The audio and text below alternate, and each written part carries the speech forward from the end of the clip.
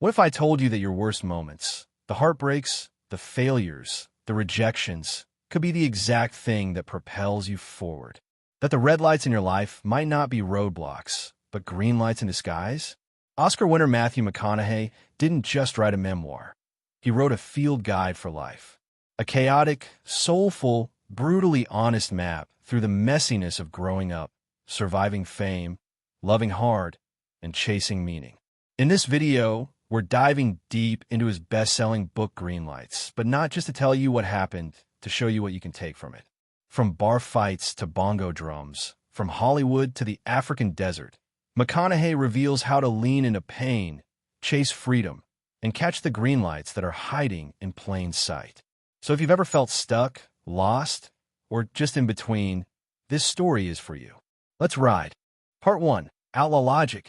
Matthew McConaughey's life began with a bang, literally and metaphorically.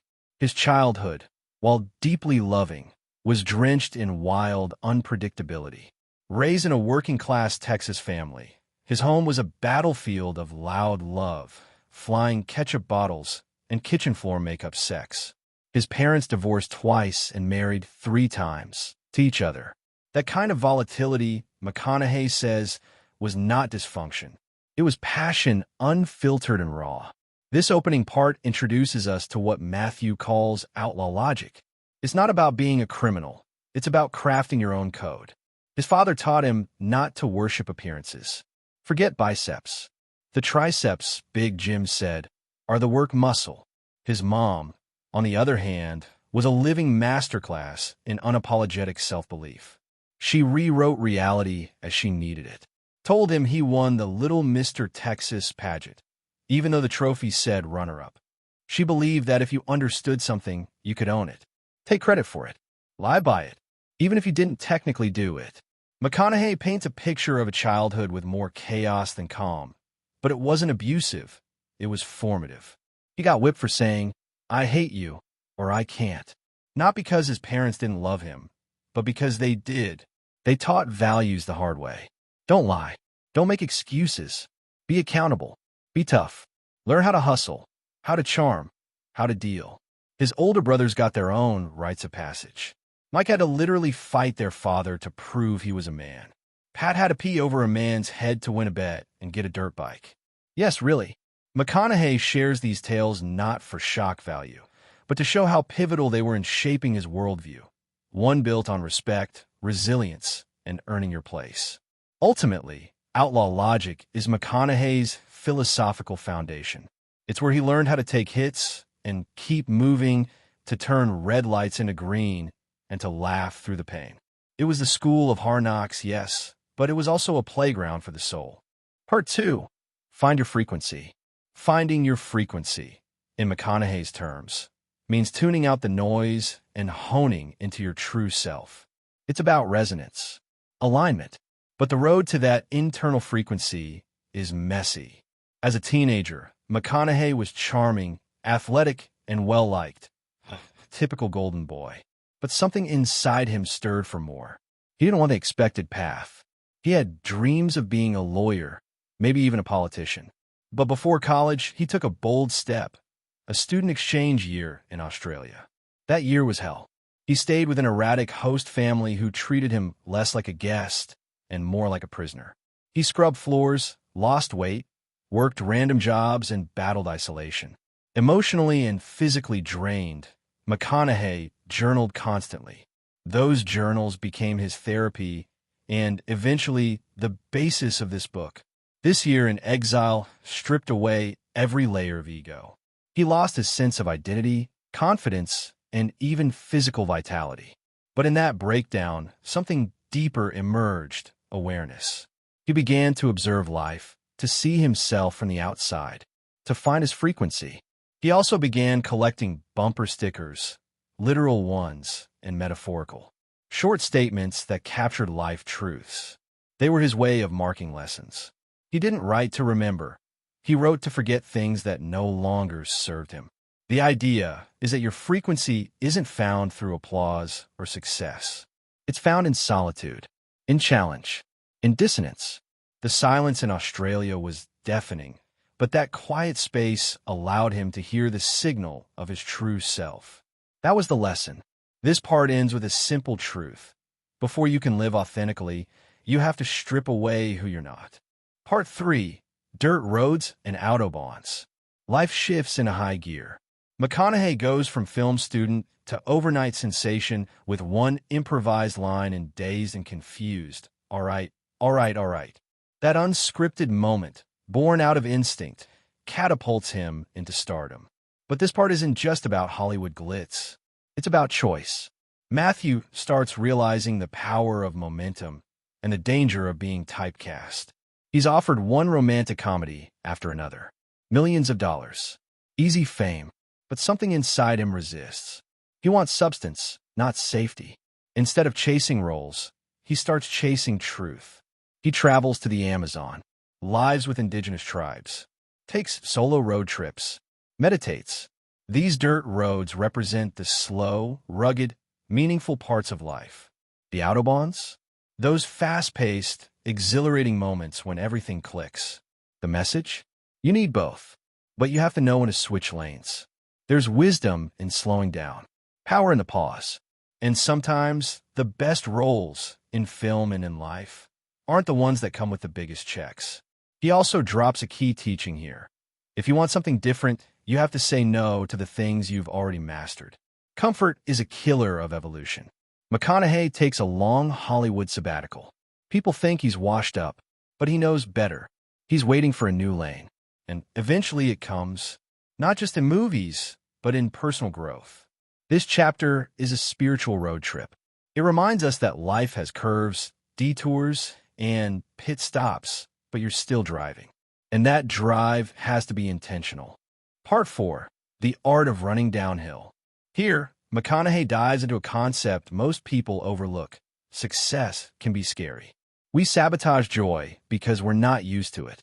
We hesitate when things go too well. But why? This part is about momentum, specifically how to ride it. When life gives you a green light, don't slam the brakes. Don't look back. Don't question your worthiness. Lean in. Trust the downhill. McConaughey does just that.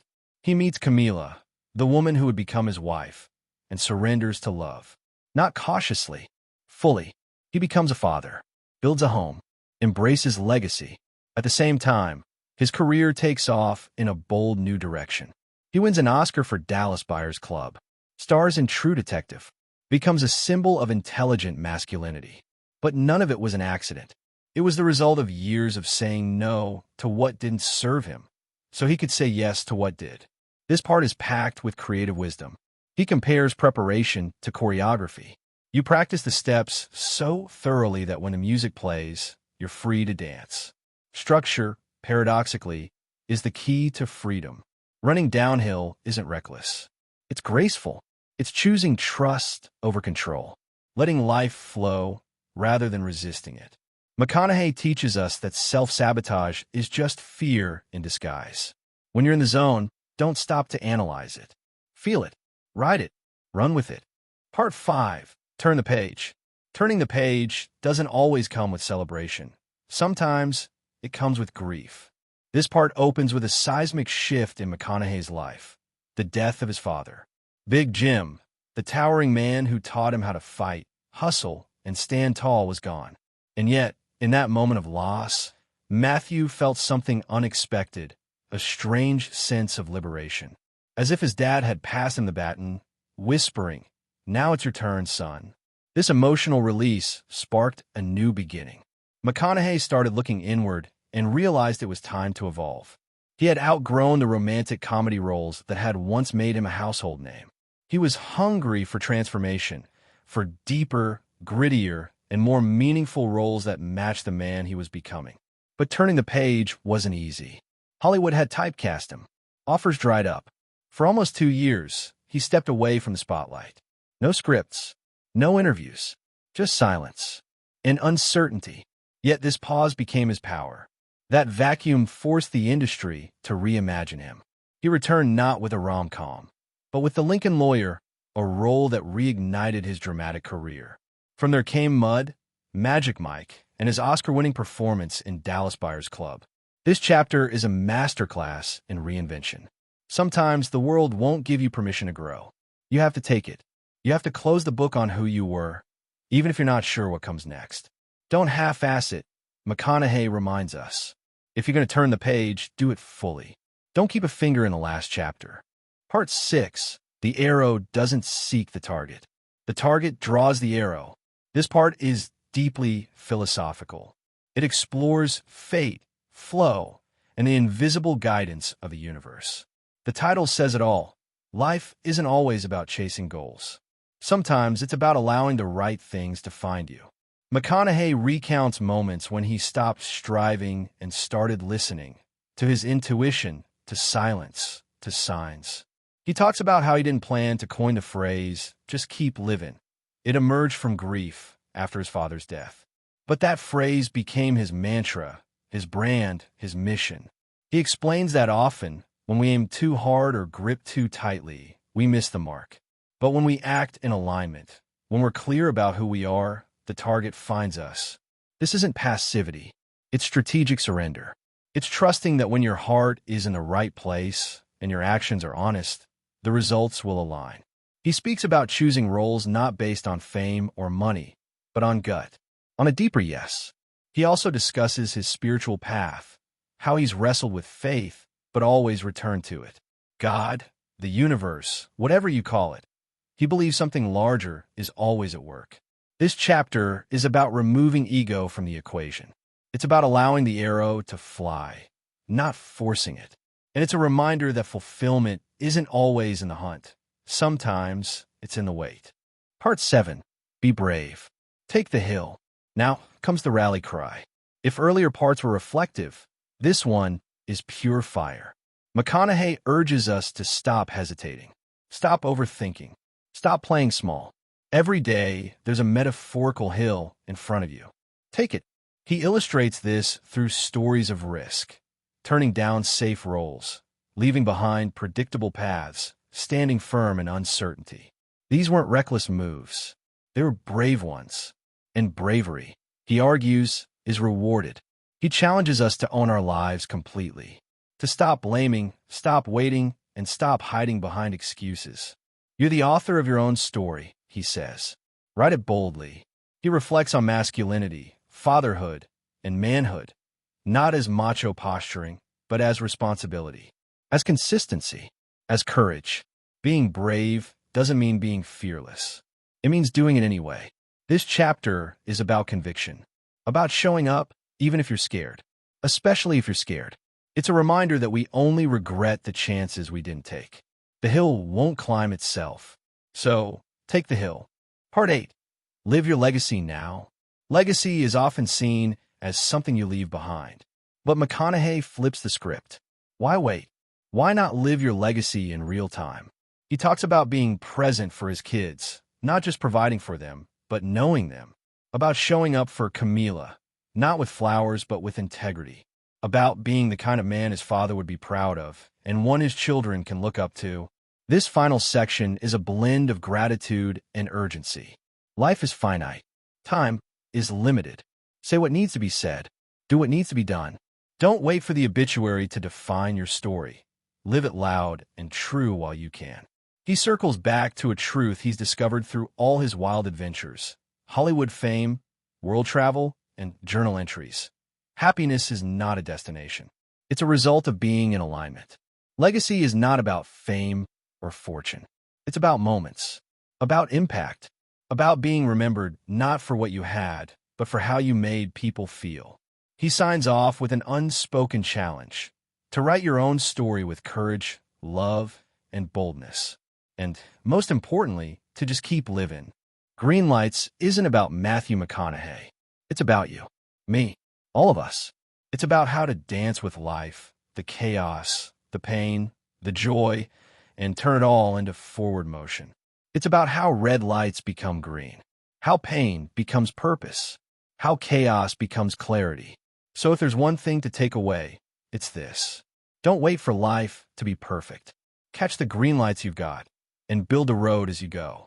Thanks for watching. If this inspired you, make sure to like, share, and subscribe. And drop a comment. What was your favorite green light moment? Until next time, just keep living.